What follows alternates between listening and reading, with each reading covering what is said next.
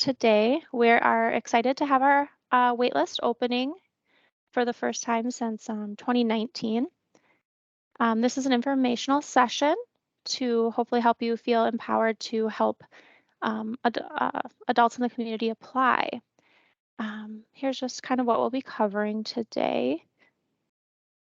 I hope you've seen our flyers out. We've tried to disperse these throughout the community. They are for you to post at your sites to share out with participants and to be able to access our waitlist when it opens on the 22nd through the 28th. We can certainly email these out afterward as well if you have not yet received a copy. They are available in multiple languages, and multiple languages are supported. If you need that request, please contact our office, or waitlistcheck.com will have options with the application as well.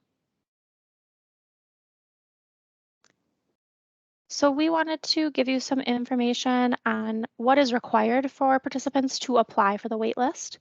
All applications must be submitted online at waitlistcheck.com/metro.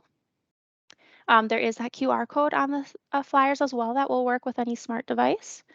They must be submitted anytime after 9 a.m. on June 22nd and before noon on June 28th. If there is a reasonable accommodation request, please contact our office at 612-802-1428, and staff will be able to talk you through how to accommodate that. You must use the waitlist check site to log in or sign up. We may find that people have had an account in the past if they have signed up from any other agency's previous waitlists. If they don't recall that login or they're trying to reset it, they must connect with Waitlist Check. Metro HRA does not have any access to those accounts. If they decide to set up a new account, the username must be unique. The applicant needs to provide an email address or a phone number to set up an account. Multiple accounts can use the same email address and/or phone number. If no phone or email is available, use a phone number that is reliable for an alternative known to the applicant that they can remember when logging in. Metro HRA does not have access to usernames and passwords, and we cannot reset passwords. If an applicant cannot access the account using the forgot username and password function to the website, they will need to create a new account. There will be 3 security questions, and they must be able to recall the 3 security question answers if they do request a password reset. We strongly encourage that any applicant writes down their username and password because they will need this to check the status of their application. This slide is going to show you what the logging in to create an account will look like. Again, anything that is starred there will be required. So that includes the name, a username, a password, and then those 3 security questions, and then the phone or the email, one or the other. You can use both if you have them, but we must have one or the other.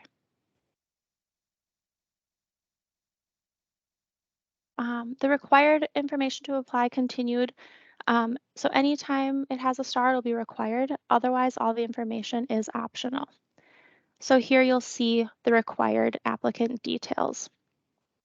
The contact information could be pre-filled and loaded from the waitlist check account that is submitted, but we will need the primary applicant's name, date of birth, full social security number or alien registration number. However, if they don't have either of those, there will be a step later to self-certify that neither are available. Their sex, ethnicity, race, citizenship, and disability. Sex is a HUD data requirement, not our own. And let's see here, contact information. So again, that either the phone or the email must be entered in order to continue on with the application. And then there is an option on this page, which I'll show you next, to have an alternative contact added. This is not required, but we strongly encourage it if it is someone that maybe would like someone else to be notified if they are selected from the wait list. And I'll show you what that next screen looks like.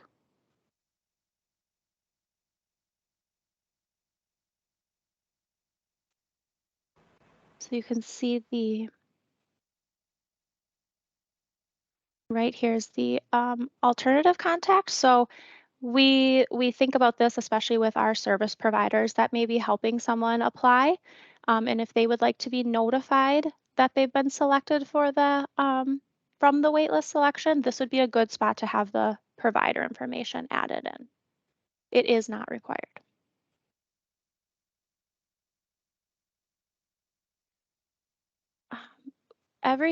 So again, required information, it will ask for a current physical and mailing address. The physical address is where they currently reside, and the mailing address is where the information will be mailed to. To avoid errors and undeliverable mail, the system checks the addresses against the UPS or USPS system. It will suggest a different address as a display warning if the address is not found. The applicant can bypass this warning and continue with the address of their selection. We do know that we may have applicants that are facing homelessness. If that is the case, they can put unknown in the city or unknown in the address, but please put the city where they are sleeping. This will still be important to know where the tenant or the applicant resides as far as the city, but you can put an unknown address. This is what that screen will look like with the physical address and the mailing address. And Ryan is going to take over from here. All right, we've got a few more slides just talking about the information required at the time of the application. Then we'll touch briefly on what to expect when the application closes, and we'll wrap things up with some questions. So a few more pieces of information required to complete the application. Much like with your head of household, any additional household members will ask for a name, date of birth, their relationship to the head of household, and the same demographic information. Folks might not know all of the details for every household member. We do encourage your applicants to do their best with putting in household members for the reason that if someone is admitted to the waitlist, they will receive opportunities to rent project-based rental units while they are waiting for their name to come up on the waitlist. If somebody were to not put their full household members and show us a household size smaller than their household actually is, there'll just be a mismatch between those opportunities they receive while waiting for their name to be called for a voucher. So again, do your best to get folks to put as much information for their household members as possible. We highlighted the required information on the previous slide. There's also a question here about each household member's social security number and their student status. Those are optional fields. Your applicants will be able to bypass that section if they don't know that detail. A little bit of additional information about income. We will ask that your applicant do the best they can to tell us the type of income they have. The income reported will not impact their eligibility for the lottery. Income limits will only apply once the household is selected from the waiting list for a voucher. So don't feel like you need to turn anybody away if they're concerned about having too much income. There's no penalty for applying if you're later found to be above an income limit. The income codes that I'm going to show you here on the next screen were created by HUD. And again, we don't have any control over this particular thing. So we wanted to highlight the fact that if someone's working, the selection is other wage for them to list their employment income.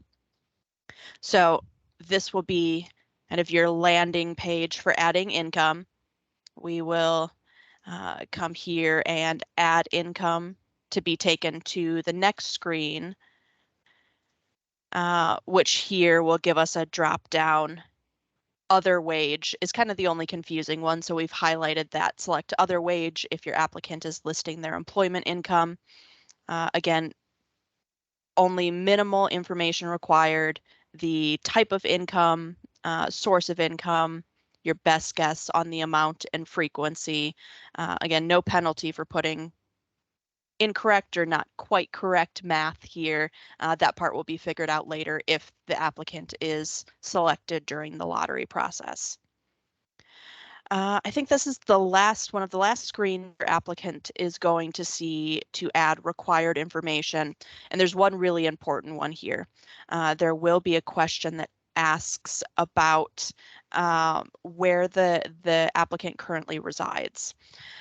If the preference question will impact the applicant's chances in the lottery, 95% of lottery selections are reserved for applicants who answer yes to this question.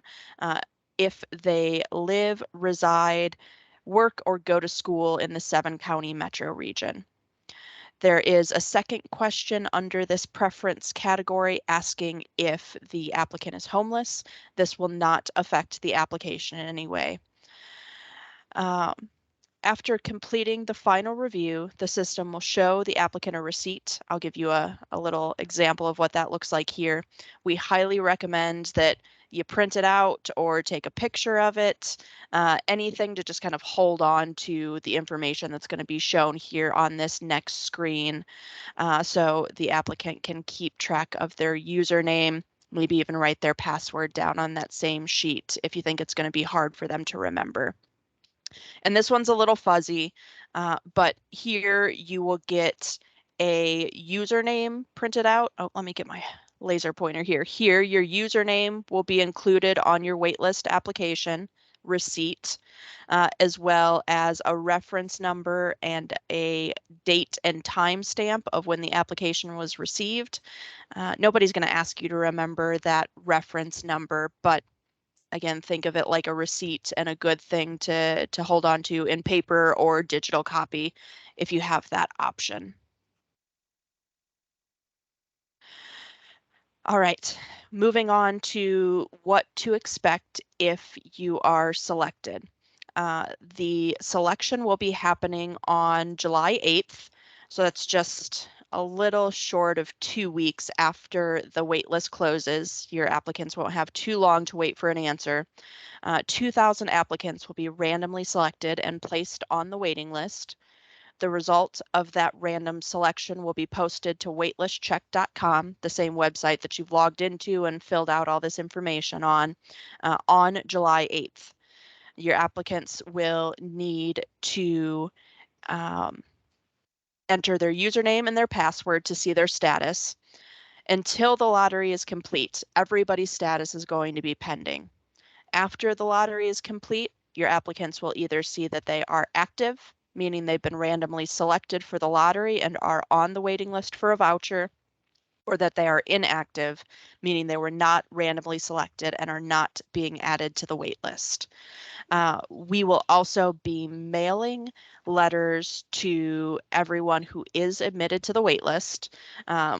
Hopefully that address is good, but we know it won't always be a good or reliable address. So keeping track of, again, that username and password to log back into waitlistcheck.com will be one of the safest ways to know you get the answer as soon as possible.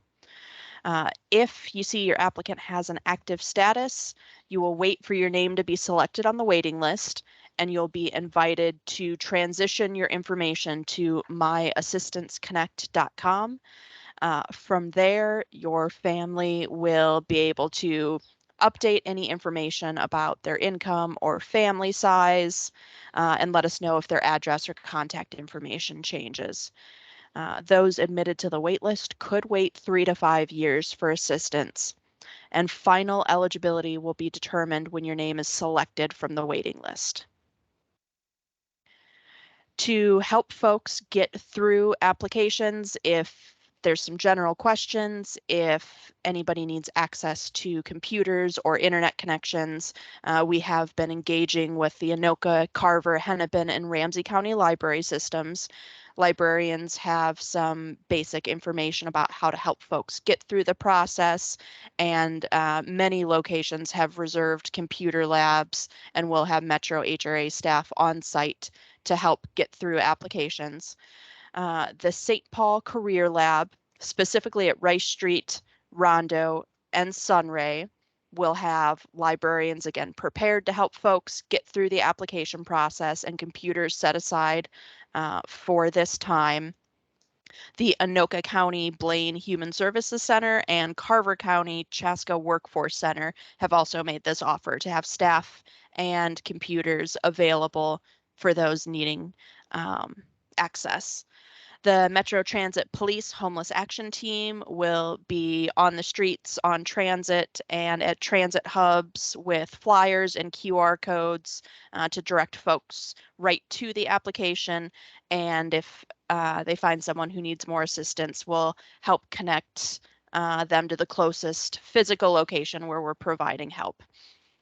We also have 1 point of assistance for Saturday and Sunday access to computers and internet at the Aroma Resource Center in St. Paul.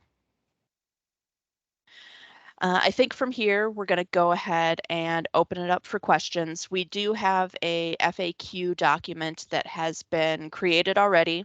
We will add to this based on the questions and conversations we have today and send out an updated FAQ document along with the recording to this presentation and probably our flyers to everybody who is here or was invited to this list.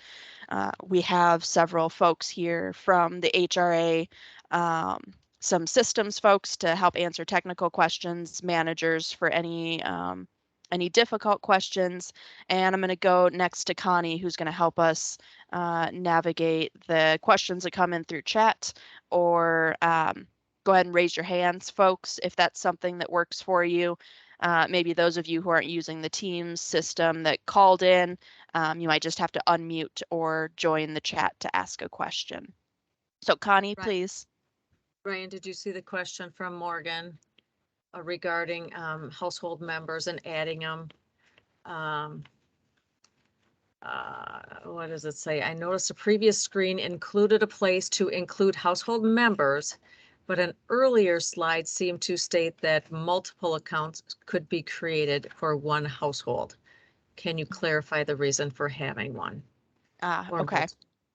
I'm thinking the comment about multiple accounts.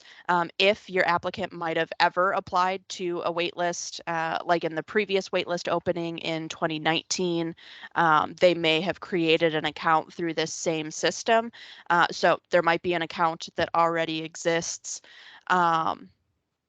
When we're thinking about household members completing an application, there should be a head of household, somebody who is going to be entering their information on this very first screen here with the applicant details.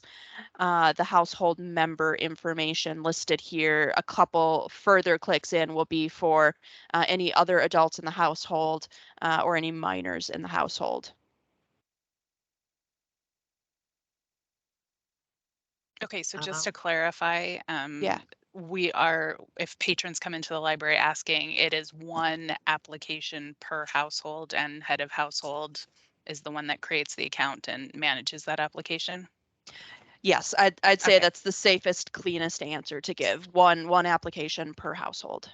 Excellent, thank you. Yeah, thank you. What if they're safe at home, Ryan? Yeah. So here at the where we're going to list the address, the safe at home addresses should absolutely get through the USPS verification. So please list the safe at home PO box address that the applicant has. That could be listed for both physical and mailing address. I believe Samantha has her hand up. Hello. So if I'm working with individuals who are wanting to be in the same household, but are not married, don't share, don't have the same case of other things, do they apply independent of one another or do they apply together? How does that work? Yeah, if the applicants want to be part of the same household, we would encourage them to apply together. We're not particularly concerned about marital status. If somebody lists their other household member here on this screen, any way of their choosing, they don't have to be married to be in the same household.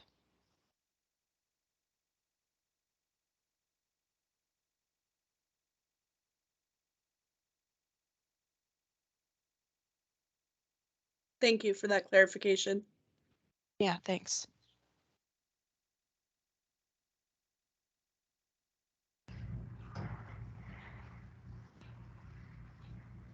Jackie, do you have your hand up? Yes, I do. I think I emailed you the question ahead of time also.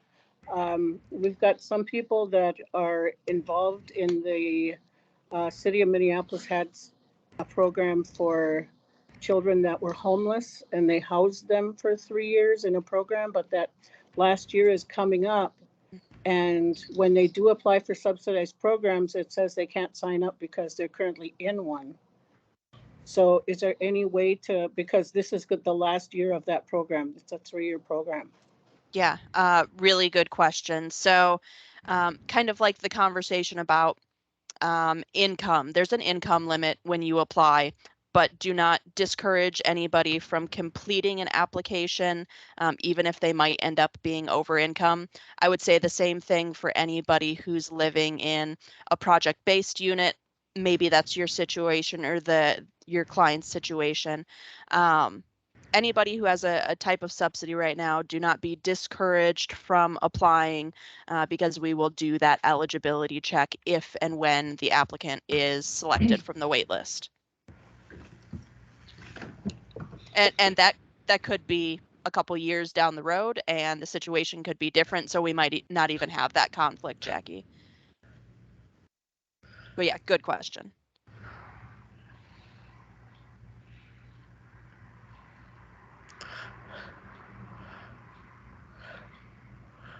Samantha? What about people that are applying that are expecting? Yeah, let me see if one of the managers wants to answer that question. I'm not certain. Hi, I can answer that question, Ryan. Thanks. Sorry, my camera's not working. I went to lunch, I came back, my camera doesn't work. I don't know what's going on, so I apologize. They just need to just fill out the application. If they're a single mother with, if they're a single person with no children, we would issue their voucher once their child is born, so they can just update that information. If they have other children and they're expecting, they can just add that child after. You can always update your information, so it's fine. We mentioned that information, if selected for the waitlist, will be transitioned over to myassistanceconnect.com. Your applicant could then update the birth of the child, add their information on myassistanceconnect.com if and when selected for the waitlist.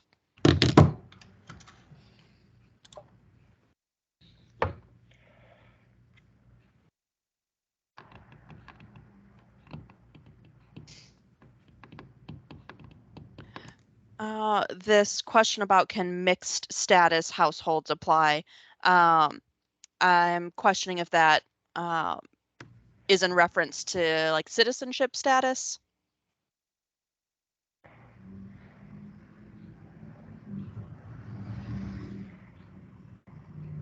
Let's say that's the case. If this, let's see here. Yes, okay, yeah. Yes. For sure, yes. Applicants with mixed status can apply for the waitlist. Again, if and when selected for a voucher, citizenship status will be verified. There is a variety of selections of folks who You are have still. Mrs. Myers with Radius Health. Please leave a message and I will get back to you as soon as I am able. Please note that I am out of the office until See if I can Thursday, take care of that. June 23rd. Messages will be returned at that time. If you need immediate assistance, you can reach out to the Radius Health Homeless Services main line, which is 651. Good, somebody got it. Thank you. There are a number of options available for eligible non-citizens. So again, we don't discourage anybody from applying. There is no penalty if you're found to be ineligible. So please apply. I guess to add there too, if you have ineligible non-citizens in your household, your assistance would just be prorated based on who's eligible within your family. So if it's a single, non-eligible, non-citizen, then don't apply unless you expect a change in status. But if it's a mixed status household, it's perfectly acceptable to apply.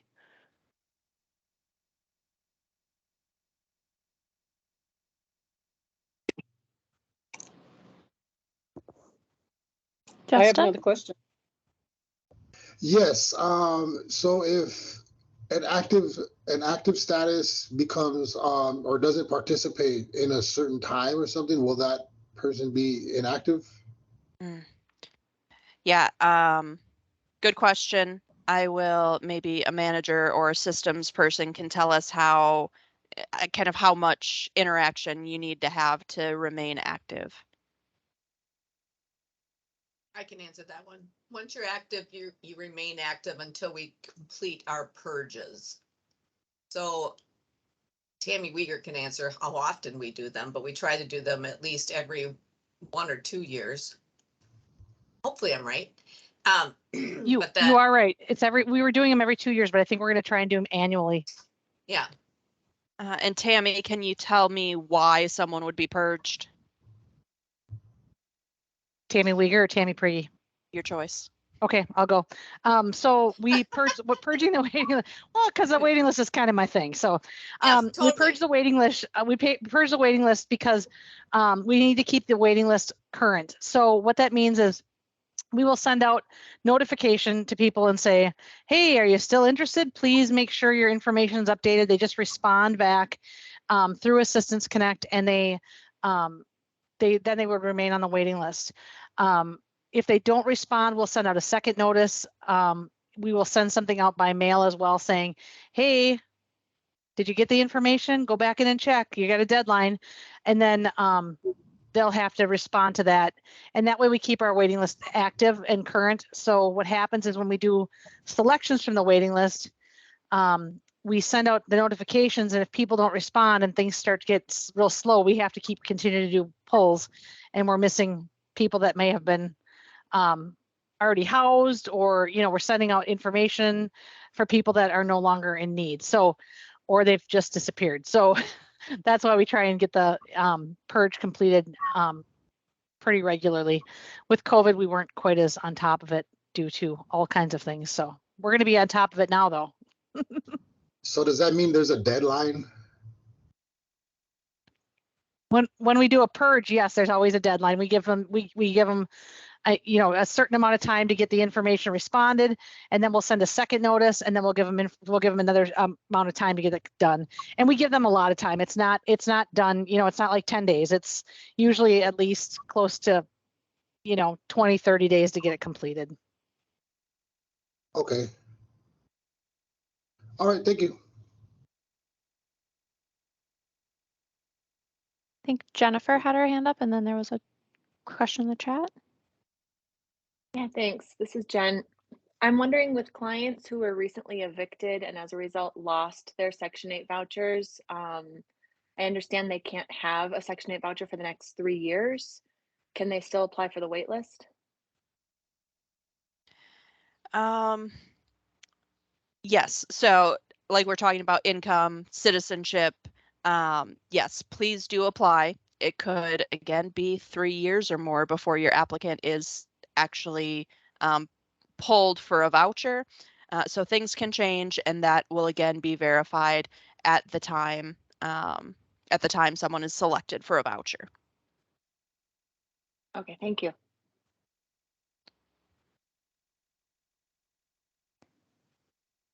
There's a question in the chat. Just curious about some of voucher basics. Do waitlists open up once previous waitlists are cleared, or once a waitlist reaches a certain lower threshold of waiting voucher holders? One of the Tammys want to answer this?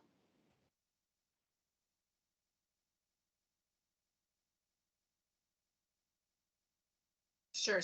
Want to say that again? Say that again? It's the chat from Morgan.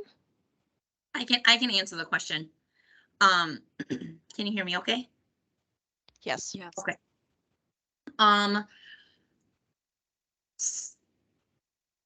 We do not, the Metro HRA is opening our wait list right now. Our current list is not exhausted.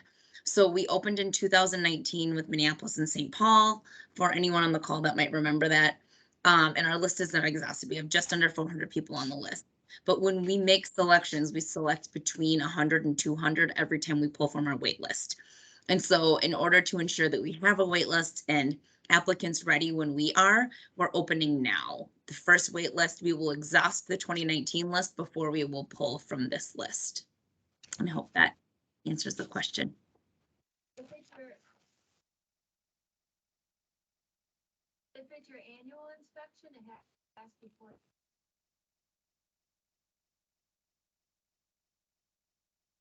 We have time.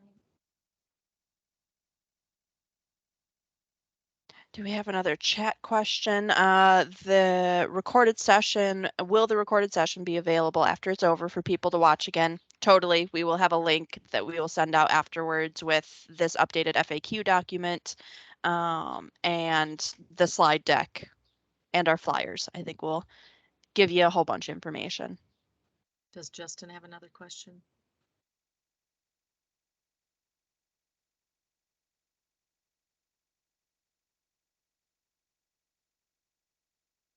Justin, do you have a question? Oh no, it was my hand raised? No, I don't think so.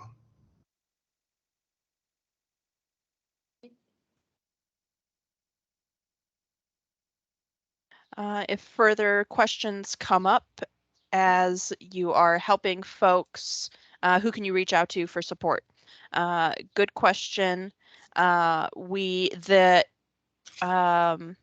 invitation you got for today's meeting came from Waitlist at Metro HRA or metro.com. I don't know the handle for sure, but it came from Waitlist. You can reply to that Waitlist email. That will be monitored consistently throughout the time the waitlist is open. So someone can get back to you via email or schedule a time to call and answer questions.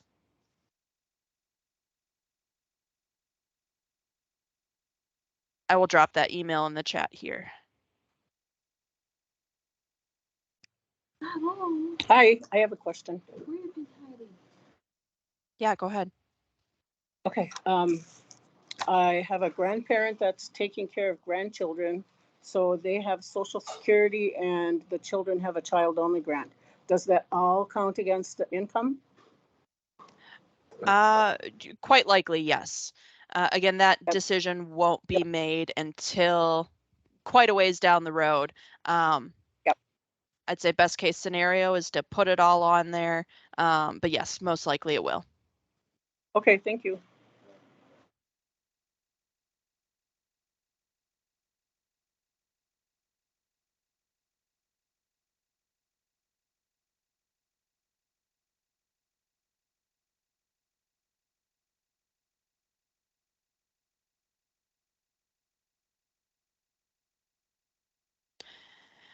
All right, I'm not seeing anything else popping into the chat.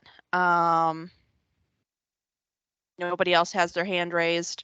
I'll give anybody another minute if we still want to get something in. Again, knowing that waitlist email will be available. You'll be able to ask questions during the week. Anything you think of between now and then, that waitlist email is the best, I think, quickest response we'll be able to get you. Our promotion flyers available through the council website. There's at least a public notice posted to the website. Maybe our pretty flyers haven't made it up there yet. But there is the very basic information about when and where. I think we're going to send one with the recording after. Yep, I agree. We will. So We we'll will send send. another one.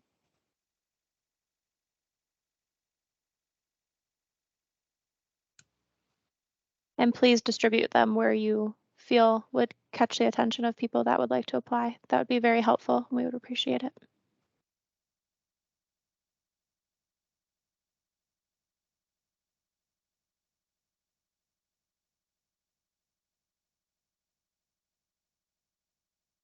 Thank you all for joining us today. Please look for the follow-up email and have a great day. Thank you. Bye. Thank you. Thank you.